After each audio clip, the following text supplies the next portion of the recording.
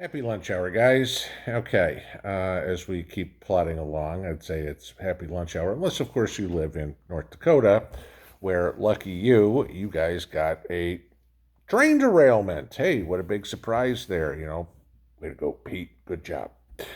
Yeah, I guess overnight we had 31 cars carrying the chemicals to make asphalt fell off the tracks.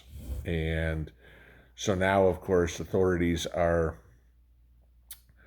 waiting for the cold weather to gel up these chemicals so they can clean it up.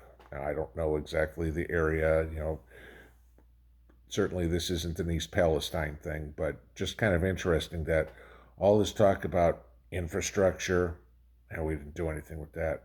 All the conversations about uh, railway workers and the strikes and their working conditions.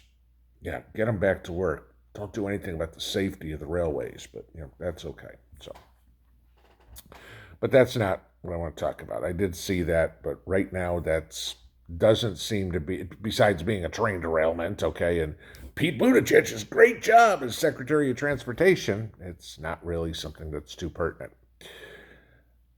I want to go back to discussing the tornadoes that hit uh, Rolling Fork and Springdale, Mississippi the other day. You guys all saw the videos. We all talked about it. You know, the town was completely obliterated. I mean, nothing whatsoever left. I mean, the all the businesses that were down the main road, all of them destroyed. Houses destroyed. I mean, Rolling Fork is a population of about 2,000 people. Okay. To give you an idea of what Rolling Fork is, okay, like I said, population of about 2,000 people. It is pretty much the poorest area in the poorest state of the country. Okay, so you are probably talking most of, or a good portion of the poorest people in the United States. And get that. Joe, out of the goodness of his heart last night, decided to authorize FEMA assistance for the uh, residents of Rolling Fork and Springdale.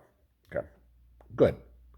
They're putting up temporary shelters for these people to go stay. Mind you, pretty much everybody's house was completely wiped out. So, you know, congratulations to Joe for not leaving them in the street. Especially since how yesterday you had more storms hitting Mississippi. Not the exact same area, but baseball size hail and things like that. Some of you guys might have seen the post I put on the community board of, if you ever have a hailstorm, you know what's coming. Go put cardboard over your car windows. It won't save the dents from the car, but it might save your window from being busted up. But so we had those storms yesterday. So Joe's authorized this FEMA assistance for all these people, some of the poorest in the country, okay, where all the businesses have been completely wiped out, where cars are upside down, where people have no homes, yada, yada, yada. And Joe has authorized FEMA to loan them money to rebuild. Okay. Now I want you to think about that for a second. How are they going to pay the loan? The place they worked doesn't exist anymore. The money that they did make was a pittance. They're some of the poorest people in the country. Okay. Remember Joe's famous line, if you don't vote for me, you ain't black? Yeah. Remember what conservatives have been saying for, I don't know, 8 decades? That the only time the Democrats care about, as they put it, people of color, the black community, is at election time. And Joe proved that yesterday. 74% of the population of Rolling Fork is black. And Joe allowed them to borrow money that you have to pay back where there are no jobs. They have no car to get to work. They have no place to live. But you can borrow money to rebuild, right? Because there's just a boatload of home builders that are out there, or I don't know, manufactured home builders or mobile home builders or whatever it was, that are just rushing there to do it, right? They might because, hey, we got federal bucks coming, right? How are these people going to pay back these loans? Good luck.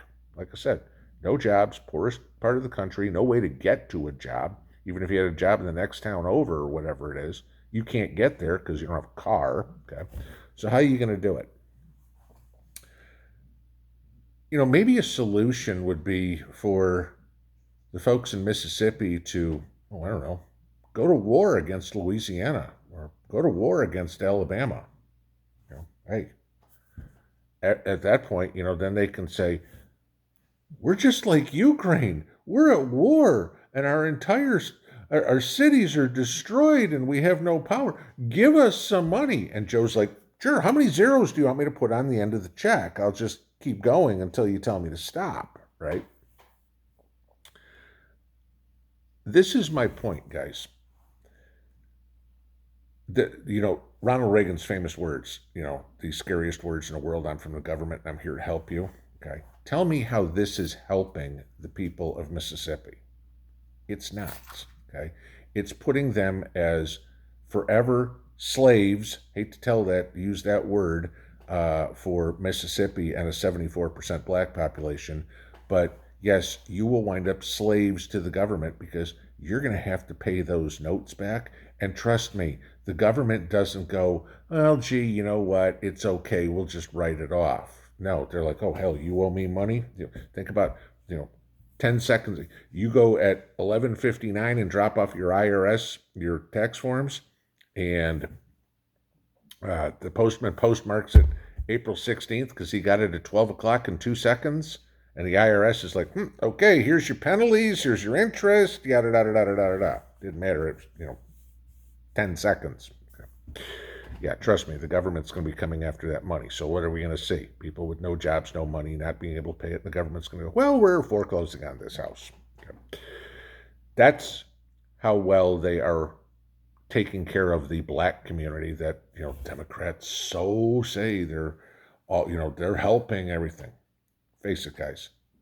We are on our own. Now, you take a look at the true help that is out there.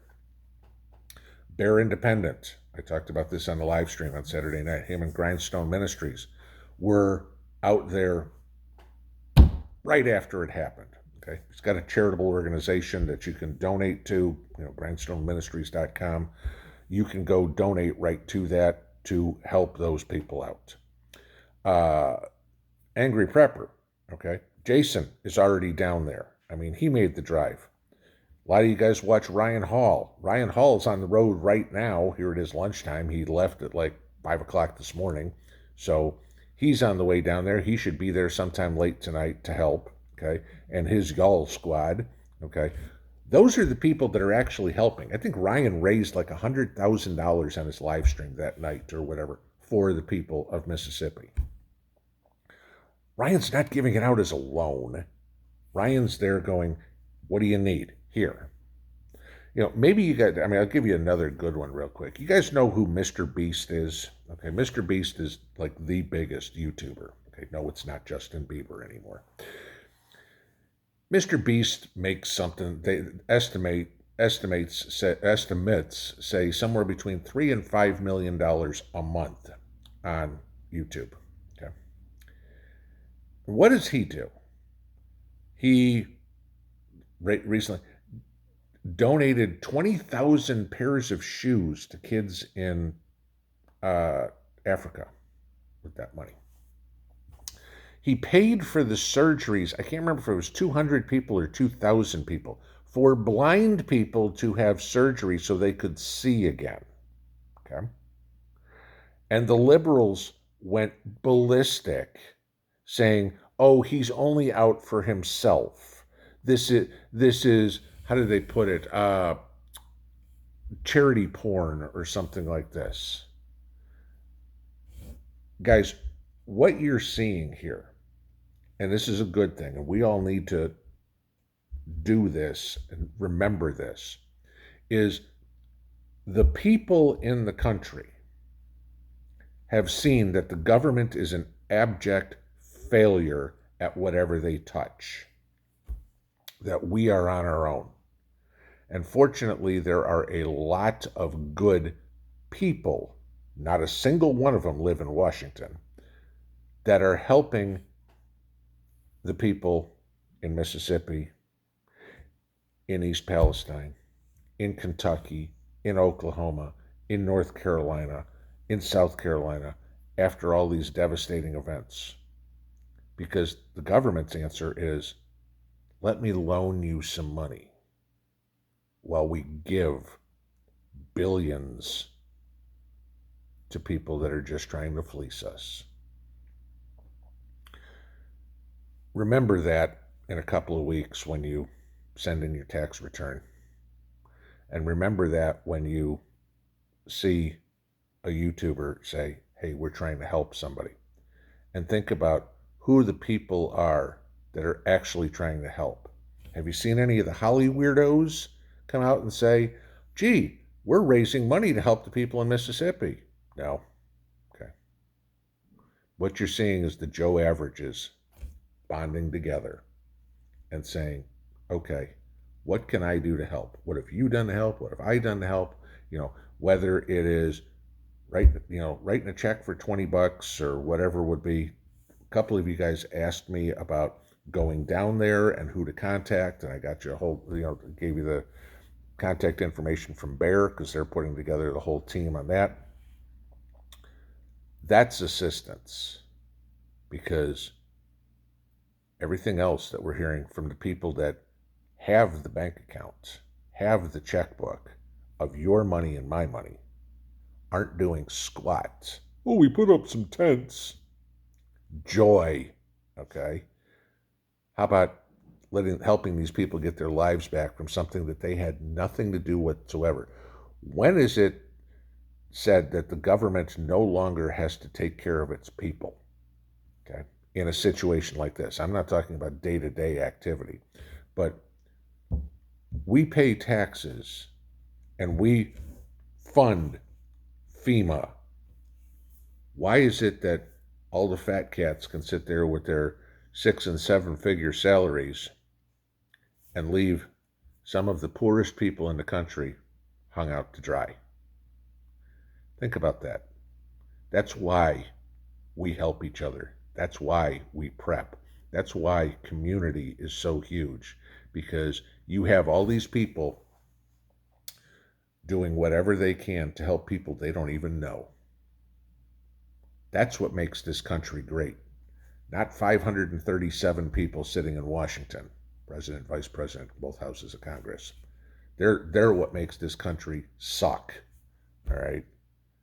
The other 335 million of us are what makes this country worth saving from 537 people who are doing their damnedest to destroy it. Stick together, guys, because we're all we got. Pinball out.